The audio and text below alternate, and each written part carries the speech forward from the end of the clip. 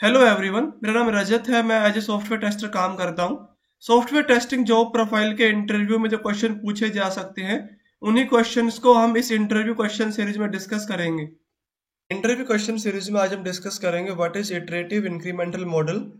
Iterative incremental model एक एचडीएलसी model है।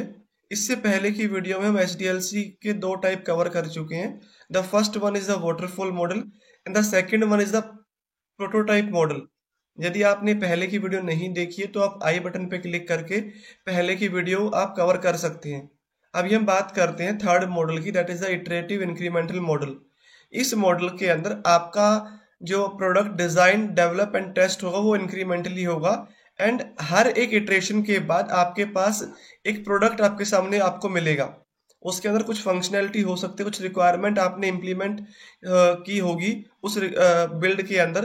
Let's suppose अगर आपका बिल्ड नंबर 1 है तो इस बिल्ड नंबर 1 के अंदर कुछ रिक्वायरमेंट होगी। लेट्स सपोज R1 आपने रिक्वायरमेंट 1 आपको इम्प्लीमेंट करनी है, तो उसके लिए आपने इसको डिजाइन किया, अपने एप्लीकेशन को देन इम्प्लीमेंट किया, यानी आपने डेवलपमेंट वहां पे शुरू की, वहां पे एक्चुअल कोडिंग होगी, देन टेस्ट किया आपने। टेस्ट करने के बाद आपके पास यहाँ पे आपका एक बिल्ड आपको यहाँ पे मिलेगा, लेट्स सपोज B1।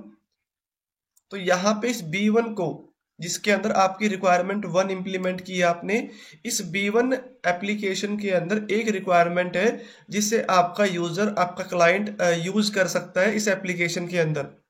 इसके बाद आपके पास कुछ और रिक्वायरमेंट आती है। लेट्स सपोज अगर आपके पास एक R2 रिक्वायरमेंट और आती है तो आप एक और इटरेशन यहाँ पे चलाते हैं जिसके अंदर सेम आपका डिजाइन फेज होगा, इम्प्लीमेंटेशन फेज होगा एंड देन टेस्ट फेज होगा। डिजाइन के अंदर हम उस एप्लीकेशन को डिजाइन करेंगे, इम्प्लीमेंटेशन के अंदर हम उसको इम्प्लीमेंट करेंगे यानी उसके अंदर कोडिंग करेंगे। यहाँ पे आपका कोडिंग परफॉर्म होगी, यानी डेवलपमेंट यहाँ पे होगा आपका कोडिंग। देन कोडिंग के बाद यहाँ पे टेस्टिंग होगा आपका टेस्टिंग फेज के अंदर एंड देन टेस्टिंग फेज के बाद आपका यहाँ पे एक बिल्ड आपको मिलेगा, लेट्स सपोज B2। इस B2 के अंदर आपके पास जो रिक्वायरमेंट 1 जो आप B1 के अंदर इंप्लीमेंट कर चुके हैं, तो B2 के अंदर आपके पास R1 प्लस R2 आपके पास होगी, आपके बिल्ड नंबर 2 के पास। इसके बाद एक सेकेंड इटरेशन के बाद आपका पास जो बिल्ड आपको मिला उसके अंदर आपके पास रिक्वायरमेंट इंप्लीमेंट किया आपने R1 प्लस R2। कुछ टाइम के बाद आपके पास रिक्वायरमेंट 3 आती है, तो आपको इंप्लीमेंट करना होगा ये भी। तो इसके अंदर भी आप same process, same iteration follow करेंगे। इसके लिए आपका डिजाइन फेज चलेगा, इम्प्लीमेंटेशन, देन टेस्टिंग परफॉर्म होगी। टेस्टिंग परफॉर्म होने के बाद आपका एक प्रोडक्ट आपके सामने होगा, let's suppose B3, build number 3। And इस बिल्ड नंबर 3 के अंदर आपकी रिक्वायरमेंट 1 भी होगी, 2 भी इंप्लीमेंट होगी एंड रिक्वायरमेंट 3 भी आपकी इंप्लीमेंट होगी। यानी हर एक इटरेशन के बाद आपका जो प्रोडक्ट है, आपका जो एप्लीकेशन है वो इवॉल्व हो रहा है, उसका साइज बिगर हो रहा है। लेट्स सपोज अगर आपका फर्स्ट इटरेशन में आपके पास आपका ये एप्लीकेशन है, तो सेकंड इटरेशन के बाद आपका ये एप्लीकेशन होगा, थर्ड इटरेशन के बाद आपका ये एप्लीकेशन होगा, जिसके अंदर फंक्शनैलिटी ज्यादा होगी। जैसे जैसे आपका इटरेशन बढ़ रहा है वैसे वैसे आपका जो साइज है एप्लीकेशन का वो भी बढ़ रहा है, प्लस आपका जो एप्लीकेशन की फंक्शनैलिटी है वो भी यहाँ पे इंक्रीज हो रही है। अगर यहाँ पे सिर्फ आपकी फंक्शनैलिटी F1 थी, तो इटरेशन 2 के अंदर आपकी F1 प्लस F2 ये दोनों आपकी फंक्शनैलिटी होगी। अगर आपका 3 इटरेशन है यहाँ पे, तो यहाँ पे हो सकता है आपके पास 3 फंक्शनैलिटी हो। तो ये एक एग्जांपल है इस मॉडल का कि वहां पे आपका कैसे आपका प्रोडक्ट इंक्रीमेंटली इवॉल्व हो रहा है।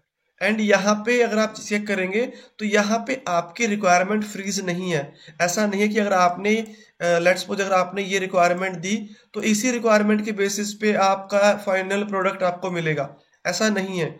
यहाँ पे आपका जैसे जैसे आप इटरेशन, आपकी रिक्वायरमेंट इंक्रीज हो रही है वैसे आप एक इटरेशन आप यहाँ पे चला सकते हैं। लेट्स सपोज अगर आपको R3 के बाद अगर आपको R4 यानी रिक्वायरमेंट नंबर 4 आपको इंप्लीमेंट करवानी है, तो उसके बाद आपका इटरेशन दोबारा से चलेगा, design, implementation, design, test and then आपके पास एक बिल्ड आपको मिलेगा, एप्लीकेशन मिलेगा आपको। That is the let's suppose build 4, जिसके अंदर आपकी रिक्वायरमेंट 1, 2 एंड 3 एंड 4, तो चारों रिक्वायरमेंट आपके इस B4 के अंदर इम्प्लीमेंट होगी।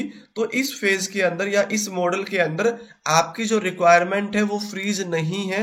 आप एक इटरेशन के बाद अपनी रिक्वायरमेंट को उसमें चेंजेस कर सकते हैं, उसके अंदर ऐड ऑन कर सकते हैं। एंड अगर मैं डिसएडवांटेज की बात करूं इसके अंदर, तो इस फेज के अंदर भी टेस्टिंग आपका लेटर फेज में स्टार्ट होता है, इम्प्लीमेंटेशन फेज के बाद। सो ये इस मॉडल का डिसएडवांटेज है। एंड बट अगर हम इसको एज ए कंपैरिजन देखें वाटरफॉल मॉडल में एंड प्रोटोटाइप मॉडल में एंड इटरेटिव मॉडल में, इन तीनों मॉडल में इटरेटिव मॉडल आपका काफी अच्छा मॉडल है as compare to waterfall and the prototype model. तो इटरेटिव आपका काफी टाइम सेविंग करता है, आप चेंजेस आप फ्रिक्वेंटली कर सकते हैं अपने रिक्वायरमेंट के अंदर, एंड आपको एक कम टाइम के अंदर आपके पास एक सॉर्ट ऑफ एप्लीकेशन, एक सॉर्ट ऑफ प्रोडक्ट आपके सामने, आपके क्लाइंट के सामने, आपके एंड यूजर के सामने आप लाके दे सकते हैं। बट आप टाइम टू टाइम उसके अंदर चेंजेस आप कर सकते हैं एंड आपका जो एप्लीकेशन है उसको इवॉल्व कर सकते हैं।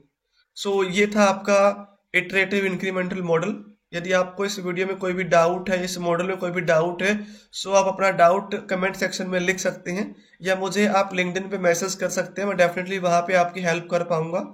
इस वीडियो के लिए इतना ही।